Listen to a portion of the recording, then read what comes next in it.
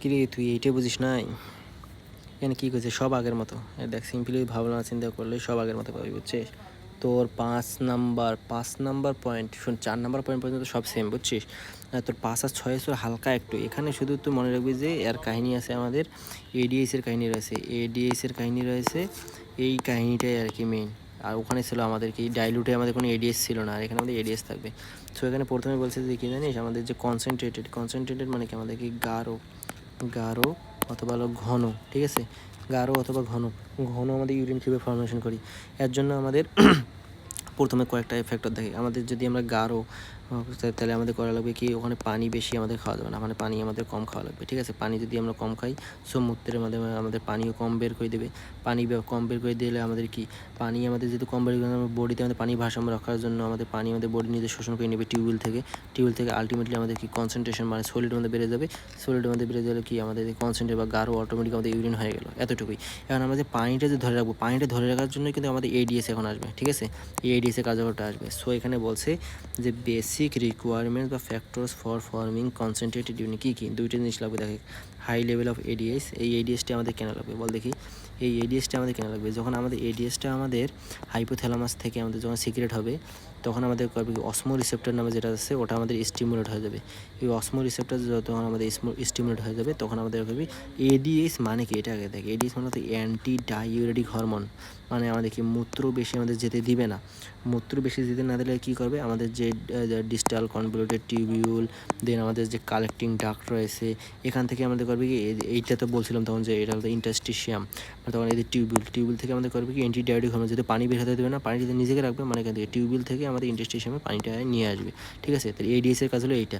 আর একটা জিনিস হলো, এটা যদি আমাদের এগুলো যদি আমাদের টিউবিউল হয় আর এটা যদি ইন্টারস্টিশিয়াম হয়, দেখবি যে আমাদের যে লুপ অফ হেনরি যেটা রয়েছে, লুপ অফ হেনরি কিন্তু আমাদের হয় কি জানিস, এটা যদি আমাদের মেডুলা হয় আর এটা যদি আমাদের কর্টেক্স হয়, দেখবি যে আমাদের নেফ্রনের লুপ অফ হেনরি কিন্তু আমাদের মেডুলায় অনেক দূর পর্যন্ত থাকে, ঠিক আছে? তো মেডুলায় অনেক দূর পর্যন্ত থাকলে অবশ্যই এর কাজটাও কিন্তু মেইনলি আছে, মানে এর যে কোনো একটা কাজ আছে। এই কাজটা হলো আমাদের 2 নম্বর কাজটা। এটা কি, যে high osmolarity of renal medullary interstitial fluid বা রেনাল মেডুলারি ইন্টারস্টিশিয়াল ফ্লুইডের হাইপার অসমোলারিটি। এটা আমাদের কী করবে, এখানে যদি অসমোলারিটি কম হয়, এখানে যদি অসমোলারিটি আমাদের যদি বেশি হয়, তাহলে পানি তো অবশ্যই একদিক থেকে আদান প্রদান হবে, ঠিক আছে? এখন যদি আমাদের মেডুলায় যদি অসমোলারিটি বেশি হয়, অসমোলারিটি বেশি হওয়া মানে কি, অসমোলারিটি বেশি হওয়া মানে আমাদের সলিউড বেশি হওয়া, আর যে সলিউড বেশি হওয়া, পানি আমাদের কম হওয়া।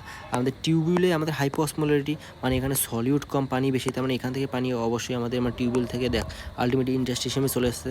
এই দুইটাই আমাদের ফ্যাক্টর। 1 নম্বর ফ্যাক্টর হলো কি, হাই লেভেল অফ এডিএস, যেটা পানি ধরে রাখতে সাহায্য করবে। আর তোমার কি রেনাল মেডুলারি ইন্টারস্টিশিয়াল ফ্লুইড, যেটা আমাদের হাইপার অসমোলারি হিসেবে থাকবে এবং টিউবিউল থেকে পানিটা নিয়ে আসবে। মানে আলটিমেটলি আমাদের পানিটা আমাদের টিউবিউল থেকে বের করে দেহে রাখবো, এটা আমাদের মেইন উদ্দেশ্য।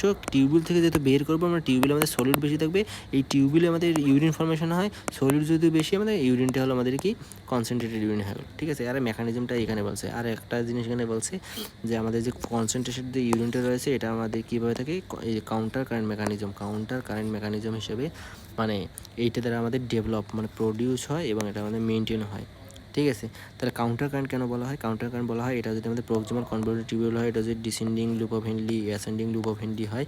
কাউন্টার কারেন্ট মানে কিন্তু এখানে স্রোত বোঝাইছে, মানে এখানে আমাদের আমার ফ্লুইডের মানে ডিরেকশনের দিকে, আবার এখানে এসে অ্যাসেন্ডিং এসে এই দিকে, মানে উল্টো দিকে। সো এখানে এই জন্য এখানে কাউন্টার কারেন্ট বলা হয়েছে, ঠিক আছে? কী কী বলছে এখানে দেখ, সেম কাহিনী বলছে যে গ্লোমেরুলার মেমব্রেনে যে আইসোটোনিক ফিল্টার থাকে, সেটা হলো আমাদের 125 ml পার মিনিট বা 180 লিটার পার ডে, বুঝছিস? মানে এখানে কী করেছে, গ্লোমেরুলার মেমব্রেনে আমাদের যে প্লাজমার অসমোলারিটি আছে, ওটা আমাদের বডির অসমোলারিটি আমাদের সমান। গ্লোমেরুলার মেমব্রেনের যে অসমোলারিটি প্লাজমা অসমোলারিটির সমান। তারপর বলছে যে দেখো এই পিসিটিতে আমাদের 60 থেকে 70% ফিল্টার রিঅ্যাবজর্বড হয়। রিঅ্যাবজর্বড মানে কি, মানে আমাদের টিউবিউল থেকে আমাদের ইন্টারস্টিশিয়ামে আমাদের পানিও বেড়ে যায়, একই সাথে আমাদের সোডিয়াম ক্লোরাইডও বেড়ে যায়। সো আলটিমেটলি এখানে ওই দেখো আমাদের বডির সেমই কিন্তু থাকে। এটাও পড়ে 1 নম্বরে সিম্পলি, 2 নম্বরে সিম্পলি। 3 নম্বর বলছে কি ডিসেন্ডিং লুপ অফ হেনরি। এখানে বলছিলাম যে descending loop of Henry, loop of Henry, এটা কিন্তু আমাদের ওয়াটার পারমিয়েবল মানে কি, এখানে ওয়াটার রিঅ্যাবজর্বড হবে মানে কি, আমাদের যেটা টিউবওয়েল রয়েছে টিউবওয়েল থেকে আমাদের বের হয়ে যাবে। টিউবওয়েল থেকে যদি আমাদের ওয়াটার বের হয়ে যায় মানে সলিড যদি এখানে থাকে তাহলে কনসেন্ট্রেশন বেশি হয়ে গেল না। তাই ওই সেম কাহিনী বলছে যে দেখ আমাদের 300 থেকে এখানে 1200 হয়ে গেল। ওখানে আমি বলছিলাম কি যে 600 হয়, এই 600টা কিন্তু ম্যাক্সিমাম এখানে বলছে যে ম্যাক্সিমাম 1200 মিলি অসমোল পার লিটার হতে পারে, ঠিক আছে। তাহলে 3 নাম্বারটা পর্যন্ত পাইলি। 4 নাম্বারটা কি, এটা যদি আমাদের ওয়াটার কী বলে পারমিয়েবল হয় তাহলে এটা সলিড পারমিয়েবল হবে না। সলিড পারমিয়েবল হবে কি, এটা যদি অ্যাসেন্ডিং লিভেবল হয় তাহলে সলিড যদি বেড়ে যায় পানি দিয়ে এখানে থাকে তাহলে অবশ্যই এখানে পাতলা হয়ে যাবে মানে ডাইলুট হয়ে যাবে। তারপরে ওখানে যদি 1200 থাকে তাহলে 1200 থেকে কমে এই যে অবশ্যই তো বলছিলাম যে 100, এটা কত 100, এটা যদি তোমার ডিস্টাল কনভেক্টর টিউবওয়েল হয়, এটা যদি আমাদের আর্লি পার্ট হয়, এটা যদি লেট পার্ট হয় তাহলে আর্লিতে আমাদের থাকবে কত 100 মিলি অসমোল পার লিটার, ঠিক আছে। এর 4 নাম্বারটাও সেম। এখন 5 নাম্বারটা কাহিনী আছে দেখে। এখন আমাদের যে এখানে কমে গেল, ঠিক আছে। এখন তুই বলবি যে 5 নাম্বারে হঠাৎ করে এডিএসটা কেন আসলো, আমাদের ডাইলুটের মতো এডিএসটার কথাটা না আসলেও তো পারতো, এটা তোর প্রশ্ন হতে পারে। কিন্তু দেখ প্রথমেই এই মেকানিজমটা আমাদের কেন হচ্ছে, মেকানিজমটা আমাদের হচ্ছে কারণ হলো আমরা পানি কম খাইছি।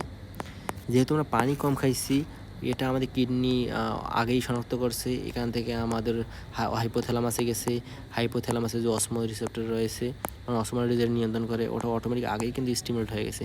আর আগেই স্টিমুলেট হয়ে সে কিন্তু এডিএস প্রডিউস করে রাখছিল, ঠিক আছে। এডিএস প্রডিউস হলো সেই হিসেবে এই 5 নম্বরে বলছে যে in the distal convoluted tubule there is relatively more hydrogen reabsorption than solute under the influence of ADH. যেহেতু এডিএস আমাদের অ্যান্টিডায়োটিক হরমোন যেহেতু আমাদের প্রডিউস হয়েছে, যেহেতু সেটা আমার পানি বের হতে দেবে না, পানিটা এখান থেকে আমাদের ইন্টারস্টিশিয়ামে চলে আসলো, মানে হাইড্রোজেন রিঅ্যাকশন আমাদের বেশি হলো, ঠিক আছে। এখন এটা বলছে আর এখানে কিছুই বলে নাই, যেহেতু পানি বের হয়ে আসলো সো ফিল্টেড ভলিউম গ্র্যাজুয়ালি ডিক্রিজ, মানে ভলিউম মানে ফিল্টেড মানে কি, এই যে টিউবওয়েলের ভলিউম আমাদের গ্র্যাজুয়ালি ডিক্রিজ করে গেল এবং কনসেন্ট্রেটেড গ্র্যাজুয়ালি ইনক্রিজ, কনসেন্ট্রেশন মানে গাঢ়তটা গ্র্যাজুয়ালি ইনক্রিজ করতেছে as the filters passes through distal convoluted tubule, মানে এই যে এইখান থেকে যখন এই যে পাস করে, ঠিক আছে।